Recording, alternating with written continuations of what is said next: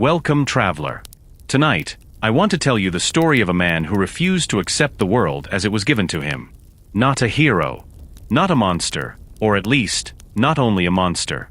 A man who began as a child with a question, and ended as something the world of Teyvat may never fully be rid of, no matter how brightly the flames burn. Close your eyes for a moment. Forget the Harbinger. Forget the title. Forget the segments and the experiments and the name that makes Sumeru scholars lower their voices when they speak it. Go back further. Go back to a boy named Zandik. Sumeru is a land that worships knowledge above almost everything else. Its greatest institution, the Akademiya, stands as a monument to the pursuit of wisdom, a place where the finest minds in Teyvat come to study, to theorize, to debate the nature of existence itself. In Sumeru, intelligence is currency. Scholarship is status. To be recognized by the Akademiya is to be recognized by the world. And yet, long before Zandik ever walked through those towering gates, the world had already decided what to do with him. The village where he was born was not a place of great learning or open minds. It was ordinary, as most places are, filled with ordinary people living ordinary lives, comfortable in the boundaries the gods had drawn around the world. And into that ordinariness came a child with ideas that unsettled everyone around him. Zandik believed, from a very young age, that human beings were incomplete. Not flawed in the way that most people understand flaws, not lazy or cruel or selfish, but incomplete in a fundamental, almost architectural sense. He looked at the gap between mortals and gods, and he did not feel reverence. He felt offense. Why should gods be gods and humans be humans? What was the wall between them made of, exactly? Was it truly so permanent? So natural? Or was it simply a boundary that no one had yet been bold enough to question? These were not the kinds of questions that made a child popular in a small village. The other children did not understand him. The adults found him unsettling. His ideas about elevating humanity, about pushing mortals past the limits their nature had imposed, were not merely strange. They were, to the people around him, a kind of blasphemy, a rejection of the natural order, an insult to the gods who had made the world as it was. And so they drove him out. Not metaphorically. Not through whispers or exclusion, though there was plenty of that too. They chased him away with pitchforks. A child, chased from the only home he had ever known, not for anything he had done, but for what he thought. This is where Zandik's story truly begins. Not in the Akademiya. Not in the Fatui. Here, in this moment of humiliation and rejection, in the cold clarity that must come when you realize the world will not make room for you willingly. He did not become bitter in the way most people become bitter, retreating, hardening, learning to want less. He drew a different conclusion entirely. If the world would not accept what he was, then he would become something the world could not ignore. He would study. He would learn everything there was to know. He would climb so far above the people who had driven him out that they would never be able to reach him again. And somewhere in that climbing, somewhere in all that knowledge, he would find the answer to the question that had gotten him exiled in the first place. What separates a human from a god? And how do you close that distance? He made his way to the Sumeru Akademiya. And the Akademiya, to its credit, recognized what it was looking at.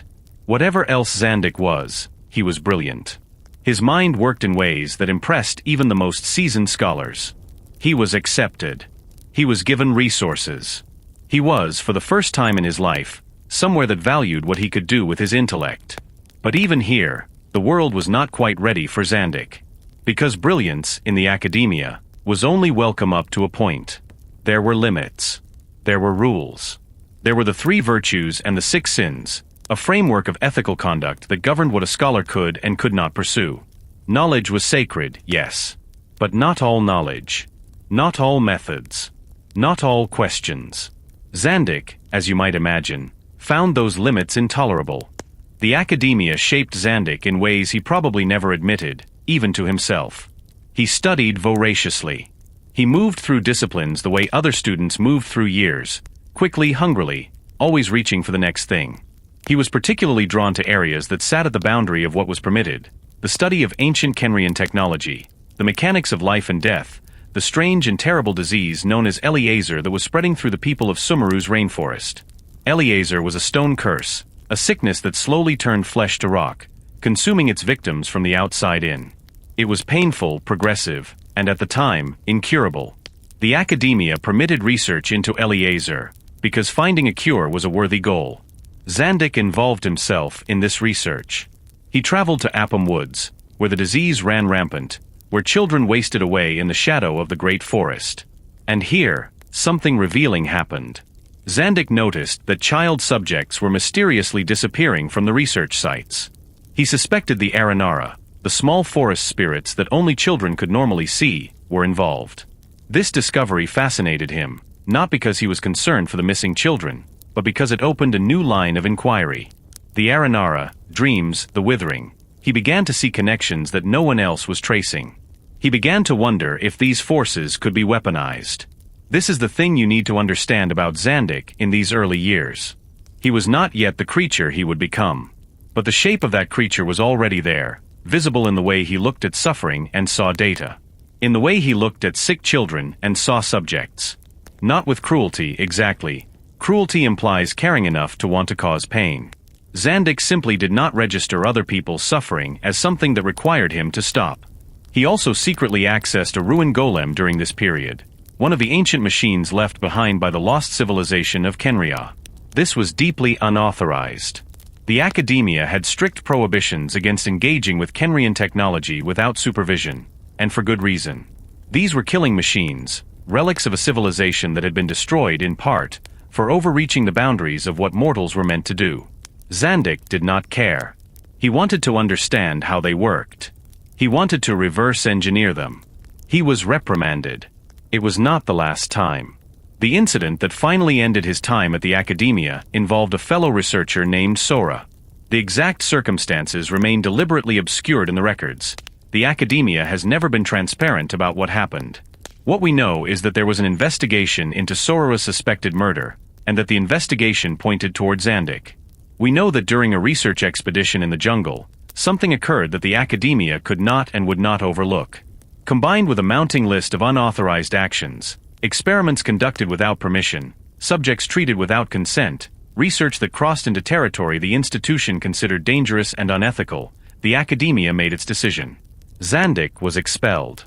The boy who had been driven out of his village with pitchforks was now driven out of the one place he had believed would be different.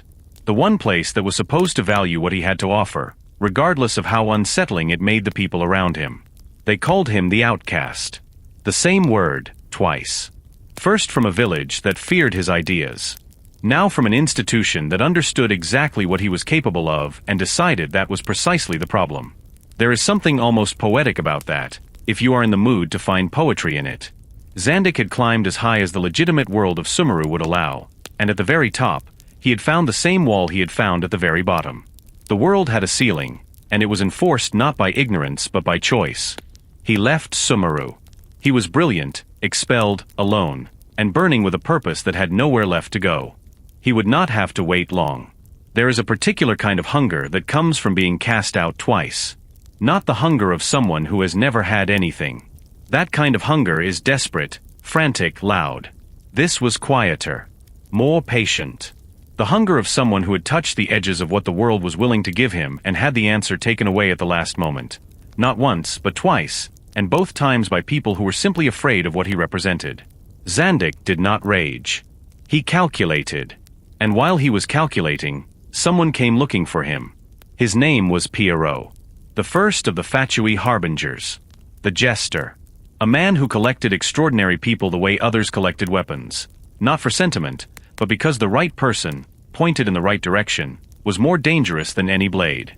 Pierro had a talent for finding brilliance at its lowest point, when it was most desperate and most malleable, and offering it exactly what it needed to hear. What he offered Zandik was simple: resources, time, and freedom. Freedom to research whatever he wished, by whatever means he deemed necessary, without the Akademiya's 3 virtues or 6 sins or any other framework designed to keep uncomfortable questions from being asked. In exchange, Zandik would place his gifts in service of the Fatui, and through them, the Tsaritsa's grand design. For a man who had spent his entire life being told what he was not allowed to do, this was not a difficult decision. Pierro gave him a new name to go with his new life. Il Dottore, the doctor. Zandik found this amusing. There is something darkly funny about it, if you understand the irony.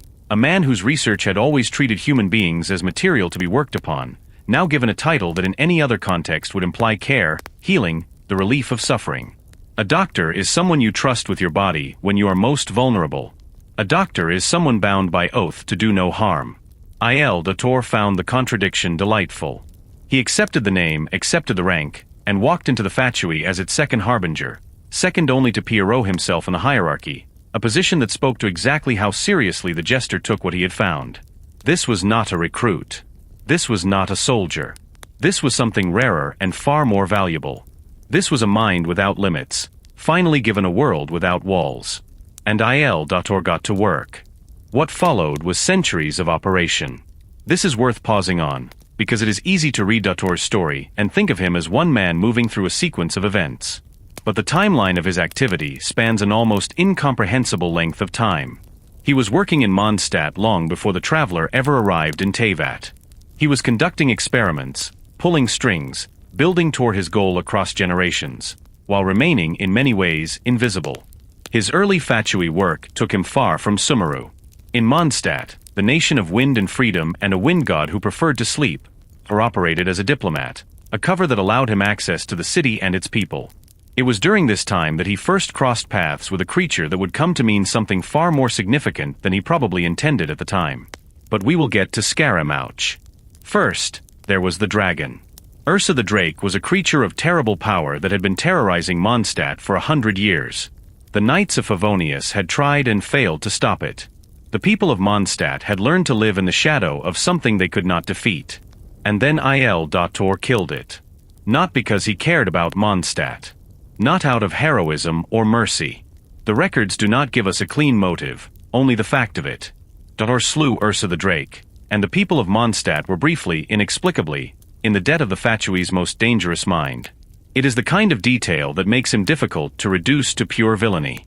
He was capable of acts that looked from the outside like something almost noble. The difference was always in what those acts were actually in service of. It was also during this period, stretching across the years of his Fatui work, that Dottore began the experiments that would eventually lead him to one of the darkest chapters in his history. And that chapter has a name. Her name was Collei. She was a child. A small girl from a poor family, sick with Eliezer, the same stone curse that had first drawn Xandic's attention back in Sumeru's rainforest. Her parents were desperate in the way that only parents of dying children can be desperate, willing to believe anything, willing to give anything, if someone could promise them their daughter would live. A seer found them. A man who told them that Collei had been touched by supernatural forces and that only he could save her, that she needed to be given into his care. The seer was lying. He was working for the Fatui. He was working for Dottore. Collei was taken. What happened to her in Dottore's care was not healing. She was used as a test subject for experiments involving the remains of gods, fragments of divine power extracted from deceased higher beings and injected into living hosts. The goal was to understand what happened when mortal flesh was forced to carry something it was never designed to hold. To see what broke, and what didn't, and why. Collei survived. Many subjects did not. She survived, and when she was eventually freed, through the events of the Genshin Impact manga, through the intervention of people who looked at a traumatized child and saw a child rather than data, she carried the remains inside her for years without fully understanding what they were or what they might eventually do. We will return to Collei. Her story and Dottore's are not finished with each other, not by a long stretch. The thing he put inside her would reach across decades and become one of the most quietly devastating threads in everything that followed. But in the years after these early operations, Dottore was turning his attention towards something that would define the next phase of his ambition entirely. He had resources now. He had time. He had the freedom to pursue the question that had driven him since childhood, the question of what separated a mortal from a god, and whether that separation could be dismantled. He had begun to realize, however, that a single human life was not enough time to answer it. He was brilliant, yes. But he was still mortal. He could still die. He could still lose decades to the simple biological fact of aging, watching his sharpest years recede behind him while the work remained unfinished. The irony was almost unbearable. A man whose life's mission was to elevate humanity beyond its limits, constrained by the most fundamental limit of all. He needed more time. And so he began to think about what it would mean to give it to himself. The solution Dottore arrived at was, like most of his solutions, elegant in theory and horrifying in practice. He would not simply extend his life. That was too blunt, too limited, the approach of someone who only wanted more of the same. Dottore wanted something more sophisticated.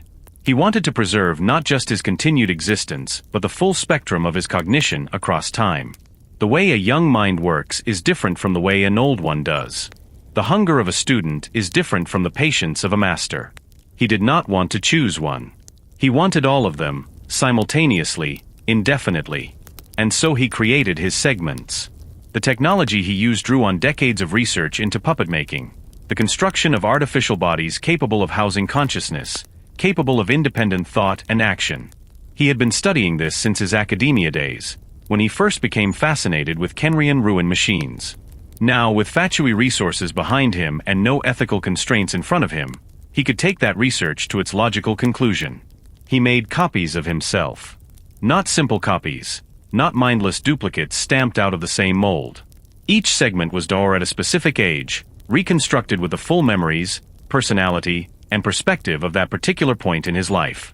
The youngest was a child, segment 8 small, wearing simple Sumeru-style garb, carrying the sharp unclouded curiosity of a boy who had not yet learned to be entirely ruthless.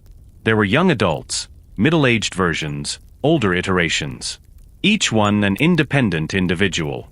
Each one fully himself, and yet distinct from all the others. They identified each other by number, the number corresponding to the age each represented.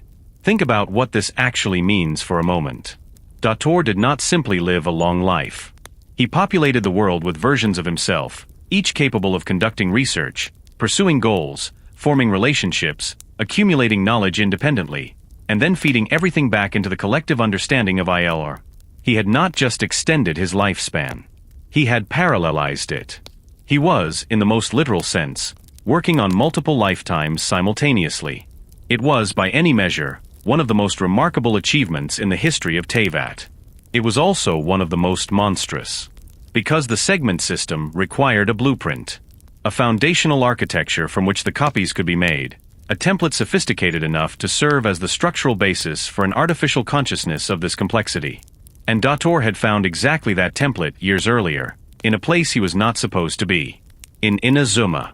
The nation of Inazuma under the Shogun Raiden Ei was a kingdom of eternity and isolation, sealed behind a divine barrier that kept the rest of Teyvat out and kept Inazuma frozen in an unchanging present. Within that nation, in a place called Tatarasuna, the Fatui had been conducting operations involving a powerful weapon called the Engulfing Lightning. And during those operations, Dottore had encountered something extraordinary. A puppet. An artificial human created by the Shogun herself, constructed to serve as an experimental model, a vessel without a gnosis, without the full weight of divine responsibility, built to test the limits of what an artificial consciousness could hold. The puppet had been given a false past, a constructed identity, a name drawn from an old word for a type of performer. Scaramouche. He was extraordinary. More sophisticated than anything Dottore had encountered before, a construction so refined that it had developed genuine personality, genuine emotion, genuine attachment. And because he had genuine emotion, he had genuine capacity for suffering. Dottore recognized this immediately. And in the cold, methodical way that defined everything he did, he decided to use it. He orchestrated an experiment around Scaramouche. He arranged a situation of perceived betrayal, a scenario designed to observe how the puppet responded to the most destabilizing kind of pain. What happened when something built to feel was made to feel something terrible? What broke? What held? What did that tell you about the architecture of an artificial mind? Scaramouche responded by nearly destroying everything around him in a storm of divine lightning. The wound Dottore inflicted was real and deep, and it followed the puppet for a very long time. But Dottore had what he needed. He had his blueprint. The segment system was built. Il Dottore became, in the truest sense, more than one person. He became a collective, a distributed intelligence wearing different faces, operating across different parts of the world, united by a single purpose and a single will that no single lifetime could have sustained. He had solved mortality. Or at least, he had found a way around it that satisfied him. Now he could return his full attention to the question that had started everything. The wall between mortals and gods. The false sky above Teyvat. The heavenly principles that governed the world from somewhere beyond human reach. And Sumeru, it turned out, was exactly where the next piece of the answer was waiting. By the time the traveler arrived in Teyvat, Illinois had been building toward his Sumeru operation for longer than most nations had existed in their current form. Sumeru is the home of the Dendro Archon, the god of wisdom, the god of the forest and the knowledge that flows through all living things. In Sumeru, the Archon's power is expressed through Irminsul, an immense world tree whose roots run beneath the entire nation, connected to the ley lines that carry information across Teyvat, recording and storing the memories of the world. Irminsul is not merely a tree. It is Teyvat's living database, the system through which history is preserved, through which fate itself is anchored, through which the heavenly principles maintain their hold on the shape of reality. For Dottore, Irminsul represented something irresistible. If you wanted to understand the architecture of the world, if you wanted to find the seams in the system the gods had built, Irminsul was where you started looking. His plan in Sumeru was layered and patient in the way that only centuries of planning can produce.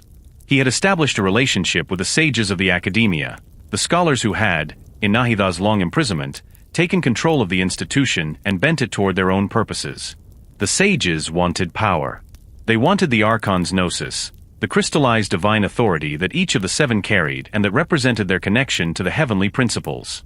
With the gnosis, they believed they could reshape Sumeru in their image. Dottore let them believe he was helping them get it. What he was actually doing was using the Akademiya's resources and the sage's ambitions to position himself precisely where he needed to be, close to Irminsul, close to Nahida, close to the dendrognosis that was his real objective. He was working through his Omega build, a version of himself that represented the full synthesis of everything his segment system had accumulated, a configuration that drew on all his collected knowledge and experience simultaneously.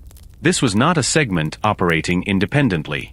This was Dottore at something approaching his ceiling. When the traveler finally confronted him in Sumeru, the encounter was not a defeat for Dottore in any meaningful sense. Yes, the traveler disrupted the Akademiya's plans. Yes, the sages were stopped. But Dottore had never fully shared their goals. He had been using them, and what he needed from them he had already taken. What followed was one of the most quietly chilling exchanges in the entire Archon Quest series.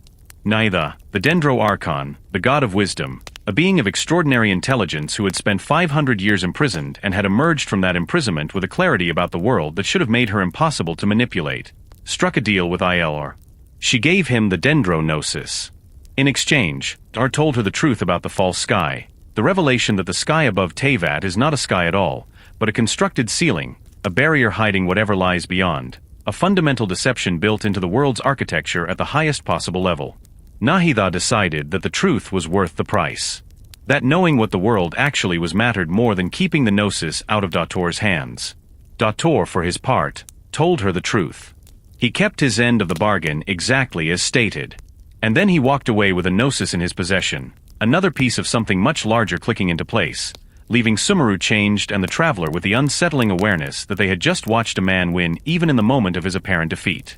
He delivered the dendrognosis to the Tsaritsa, as agreed. And then he turned his attention north, toward ice and darkness and a land that held the final pieces of the puzzle he had been assembling for centuries. Toward Nodkrai. And toward the moon.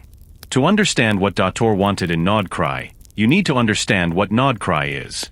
It is the northernmost region of Teyvat, a land of frost and ancient darkness, where the cold is not merely weather but something older, something that feels almost intentional, as though the land itself is trying to preserve something beneath the ice. It is a place of factions and forgotten histories, of people who have learned to survive in conditions that would break anyone who did not grow up understanding exactly how unforgiving the world could be. It is also a place with a moon. Not the moon that hangs in the sky above all of Teyvat, that distant, impartial light. Nodkrai had something more intimate, more immediate.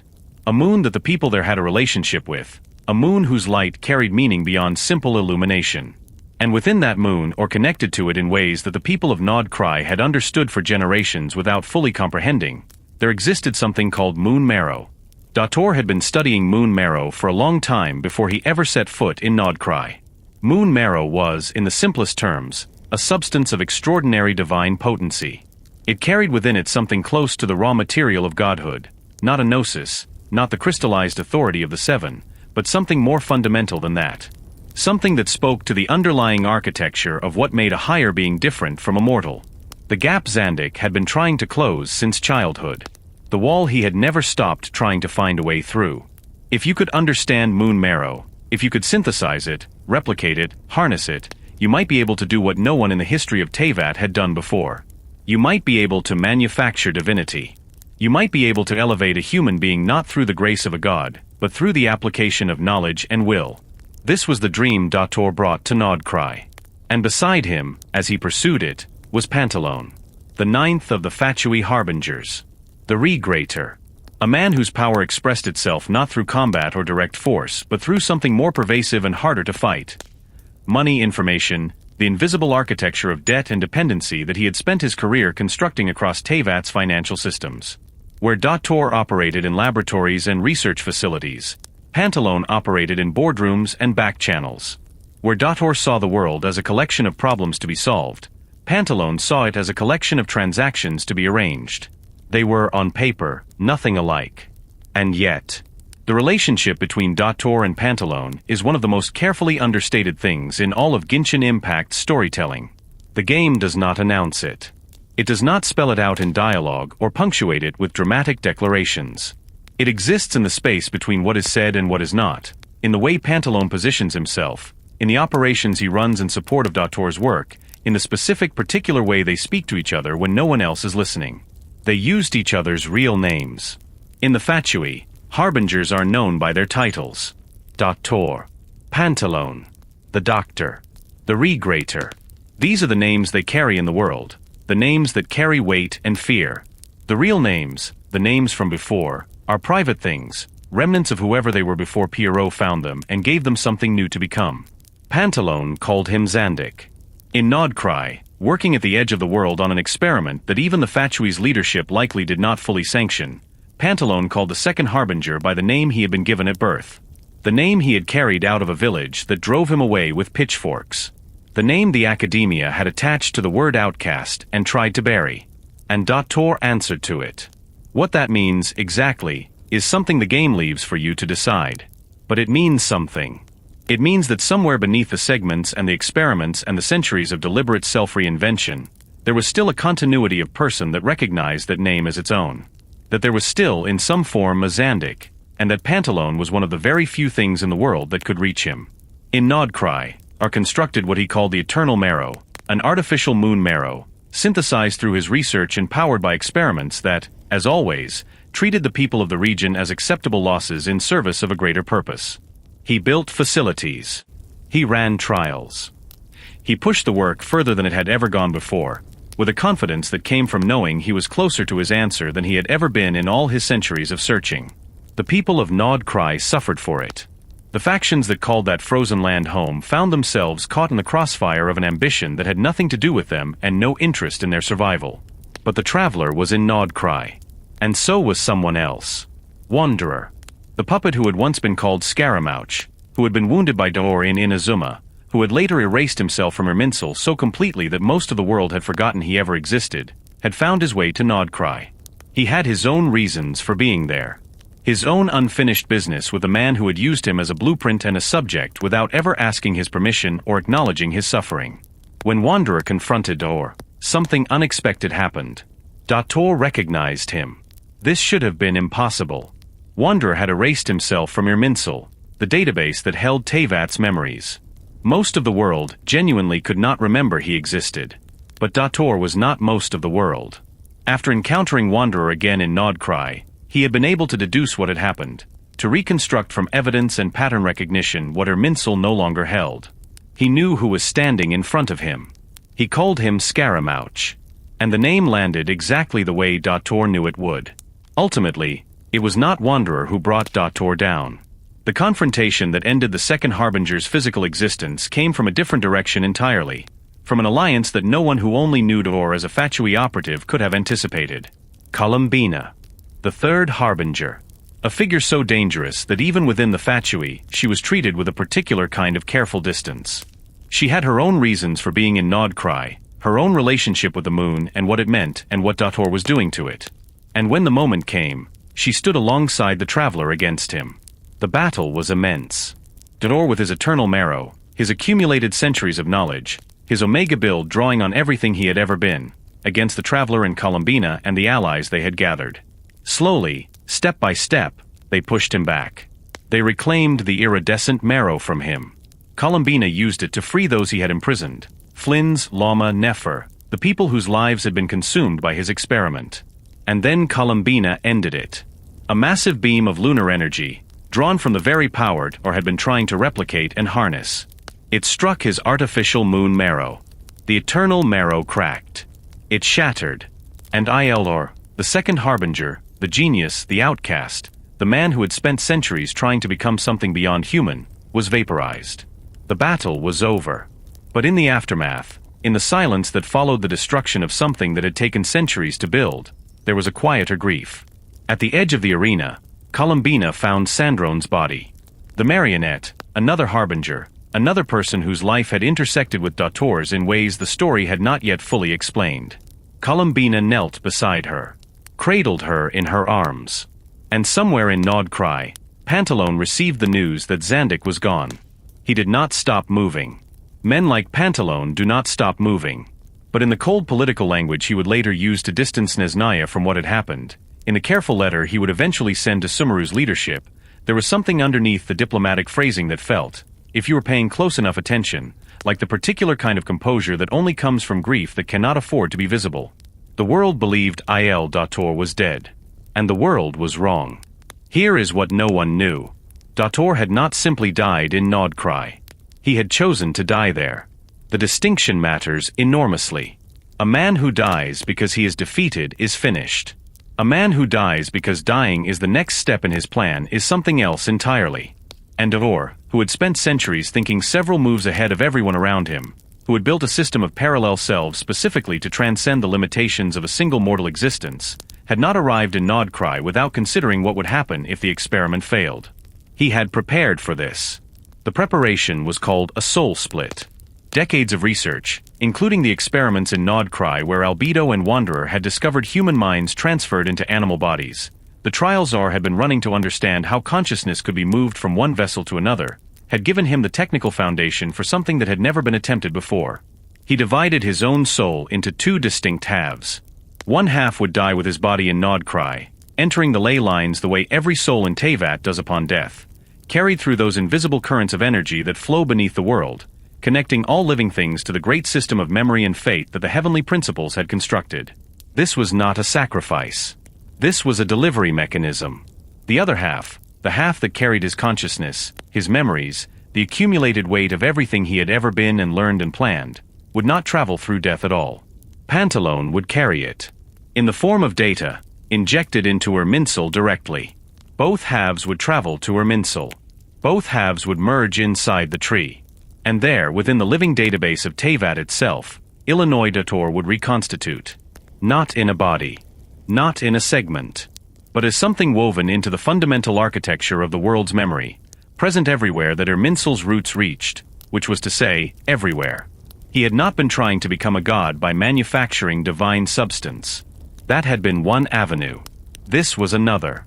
He would become part of the world itself. Something the world could not expel, could not exile, could not drive out with pitchforks or academic censure or a beam of lunar energy. Nahida did not know this was coming. She had been monitoring every possible pathway someone might use to invade Irminsul. She had anticipated an attack. She had prepared defenses. But Dottore had chosen the one route she could not safely block, the route that every soul in Teyvat has an inalienable right to travel. He entered Irminsul through death. And Nahida could not stop him without stopping every soul that had ever died in Teyvat from receiving what it was owed. Once he was inside, Irminsul began to change. Nahida found her access blocked. The system she had always moved through freely began closing to her. Pathways suddenly inaccessible, information streams redirected. The tree she was born from beginning to reject her the way a body rejects something foreign. Except in this case it was Nahida who was being treated as the foreign element. Dottore's corruption spread through the roots and branches of the world, tree like ink dropped into water. Patient, thorough, inevitable. And above Sumeru city, a dark tree began to grow. Not a natural growth. Not something beautiful. A massive, wrong structure pushing upward through the city's architecture, visible to everyone below as evidence that something had gone terribly, fundamentally wrong with the world's memory.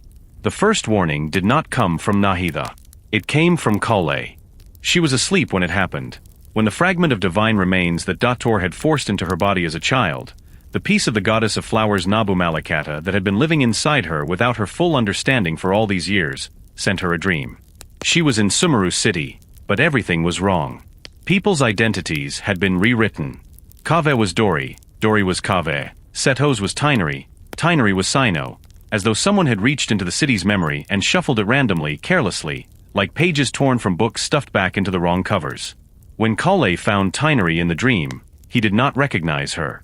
The person who had been her teacher, her anchor, the most consistent presence in her recovery from everything that had been done to her, looked at her face and saw a stranger. She broke down. She woke up. And then she heard a voice telling her to report the dream to Nahida and the traveler, warning her that a storm was coming from beyond the bounds of fate. This is the shape of Dottore's legacy in its most devastating form. A child he used as a subject became, without anyone planning it, the first line of defense against his final attack. The cruelty he inflicted on Collei circled back and became something that saved Sumeru. Not because he intended it. Not because there was any justice built into the mechanism. Simply because the power he had put inside her without asking was more than just a wound. It was also, unexpectedly, a warning system that loved her enough to use the only voice it had. Sumeru mobilized. Nahida attempted to take over Irminsul's processing function herself, and the strain was too much. She lost consciousness. Apep, the Dendro Dragon Sovereign, gave some of her own life force to stabilize Nahida temporarily. It would not last. While the scholars searched for a replacement power source for the Akasha, the desert began to convulse. Jin, agitated by the Fatui, created massive sandstorms blocking access to the Temple of Silence. The chaos was deliberate. A distraction. The real operation was already underway inside Irminsul. Pantalone appeared in the desert, as composed as always, dressed for a business meeting rather than the edge of apocalypse. He confirmed what the traveler had begun to suspect, that Dottore's death had not brought everything to an end. He spoke about the world the heavenly principles had built as something unjust, something that had rejected men like him and Dor, something that deserved to be replaced. Whether he believed this fully or was simply buying time, it was impossible to say. He trapped the traveler, gave the plan another few minutes of breathing room, and disappeared. It was Collei again who turned the tide in the desert, reciting a song the fragment of Nabu Malakata guided her to, a song that immediately calmed the raging Jinn. The girl who had wanted nothing more than to live as an ordinary person without divine power or special destiny, stood in the middle of a sandstorm and sang a goddess's song and saved a village. But Sumeru's crisis was only getting worse. With Aru, King Dishret's ancient artificial afterlife, repurposed as a replacement power source, with new Akasha terminals distributed across the nation, the plan took its final form. Everyone in Sumeru connected to Irminsul simultaneously. The combined weight of all those connections, added to the pressure Dottore was already placing on the system from inside, forced the corrupted Irminsul into a crash. A shutdown.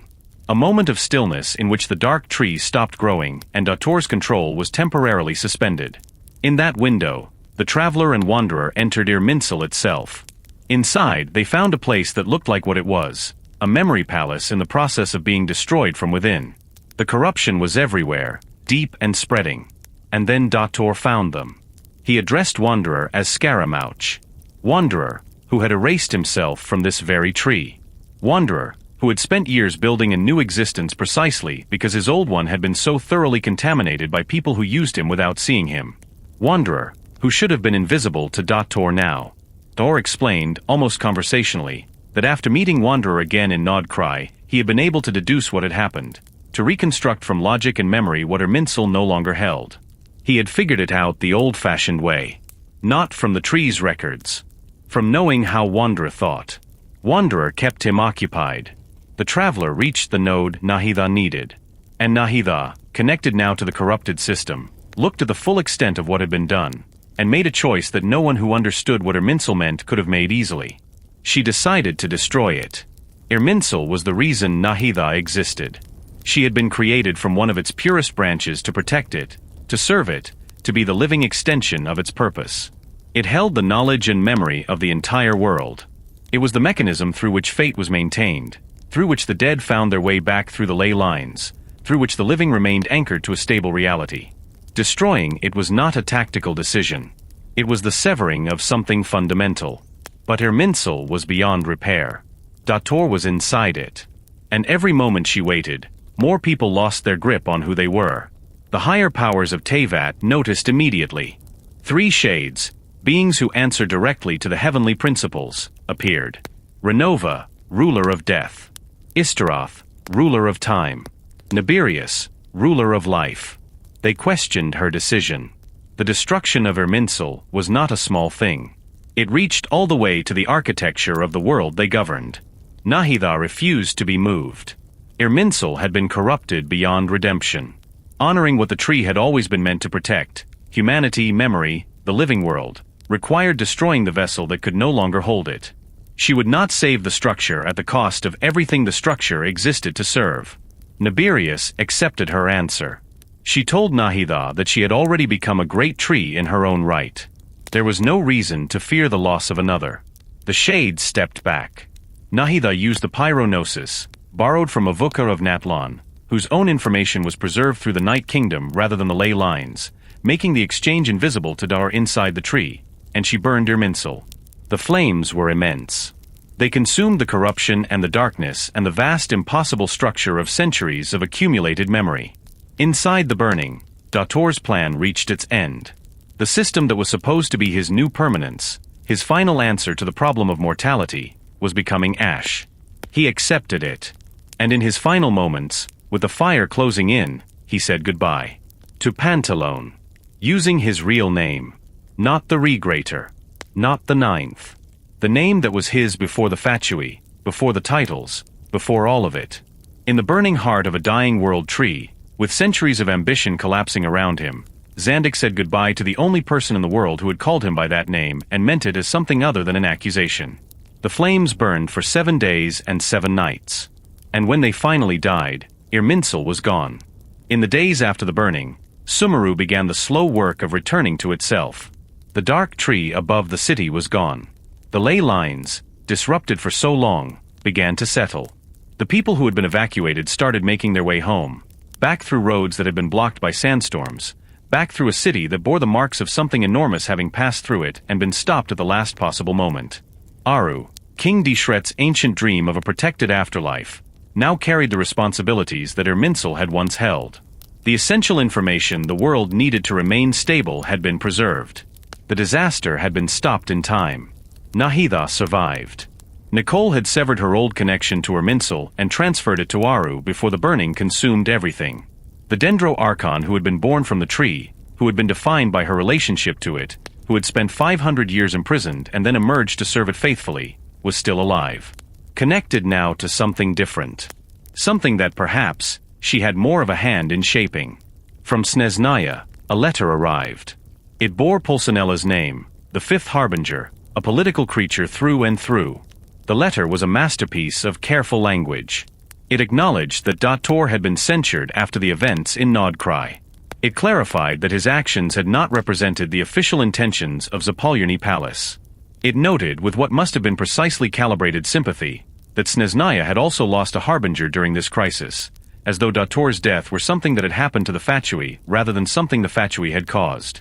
It promised relief funds and supplies for Sumeru's recovery. Paimon saw through it immediately. So did Nahida. But Nahida accepted the political reality of it.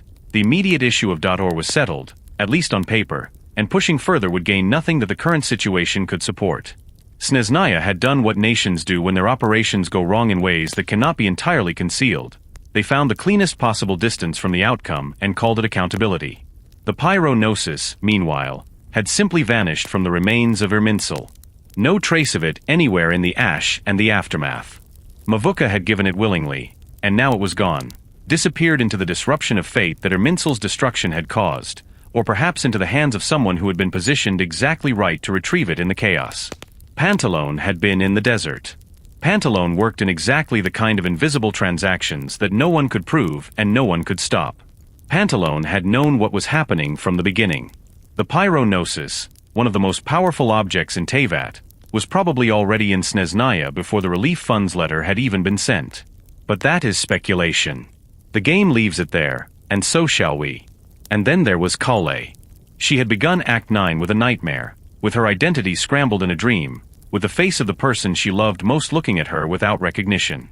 She had spent her entire conscious life carrying something, had put inside her without her consent, something that connected her to a goddess she had never asked to be connected to, something that made her special in a way that felt more like contamination than gift.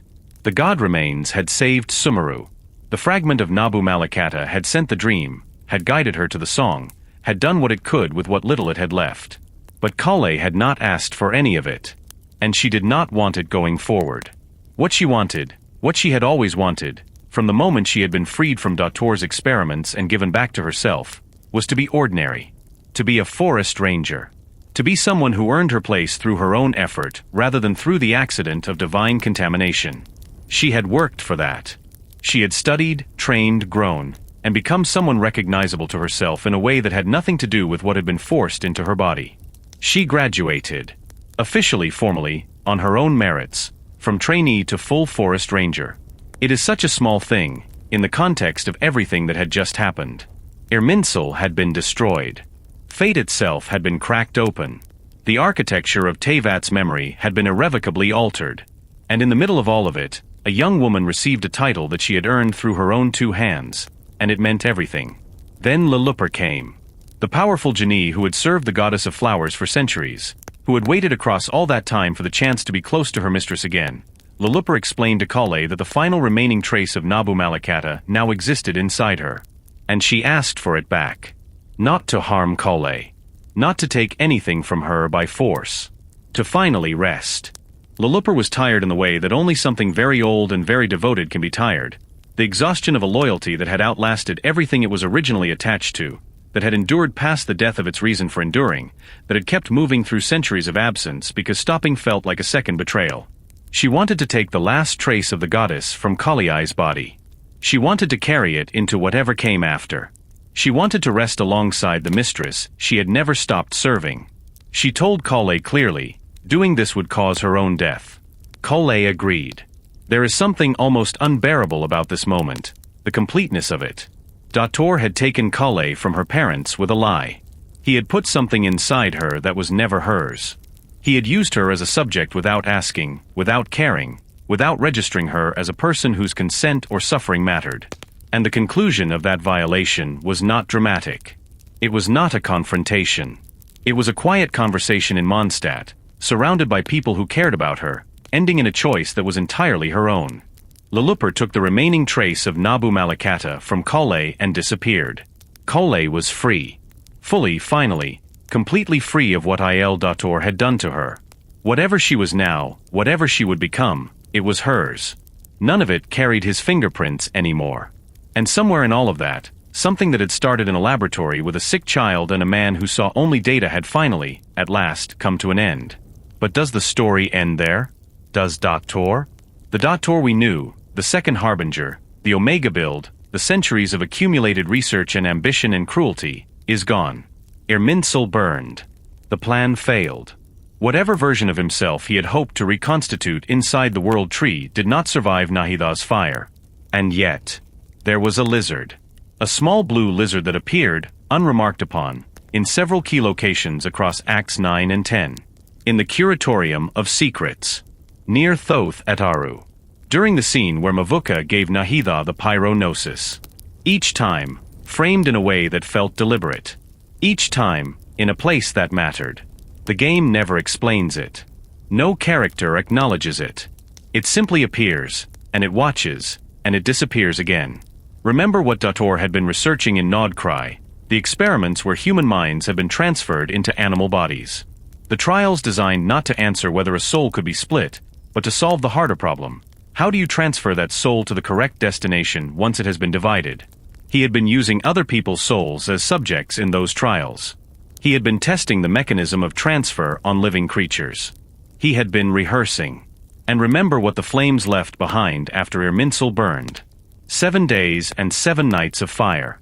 That very specific detail. Not 6 days, not 8, but 7 days and 7 nights. In an ancient Jewish commentary on the Torah, the Midrash Tanhuma, there is a passage about a furnace that burns for 7 days and 7 nights. When the fire becomes hot enough, a creature emerges from the flames. It looks like a lizard. It is called a salamander. Because it was born from fire, it is believed to be protected from fire. It carries something through the burning that the burning cannot touch. The possibility the game opens, and leaves unanswered, is this, that Dottore did not split his soul into two pieces. That he split it into three. One died in Nodcry. One was uploaded into Irminsul by Pantalone. And one, the smallest piece, the survival mechanism, the part of him that had always known better than to put everything into a single plan, was transferred somewhere else entirely. Into something small and easy to overlook. Into something that could sit in a corner and watch while the world burned around it and emerge, afterward, from the ash. Into a little blue lizard that keeps appearing in places it has no reason to be. None of this is confirmed. The game has not told us this is true. But the game has also not told us it isn't. It has placed that lizard in those scenes with the careful intentionality of a story that knows exactly what it is doing, and it has left the question sitting there, warm from the flames, waiting. Because that is the most Dottore thing imaginable. Not the grand ambition, not the centuries of research, not even the soul split, but this. The smallest possible contingency. The backup that requires no announcement and no acknowledgement. The part of him that survives not through brilliance or power, but through the simple stubborn refusal to be entirely finished. A boy was driven out of a village with pitchforks because his ideas unsettled people. He climbed as high as the legitimate world would allow, and found the ceiling, and was driven out again. He remade himself into something that could not be expelled, could not be limited, could not be contained by a single mortal life. He built a civilization of himself. He reached inside the architecture of the world and tried to become part of it permanently.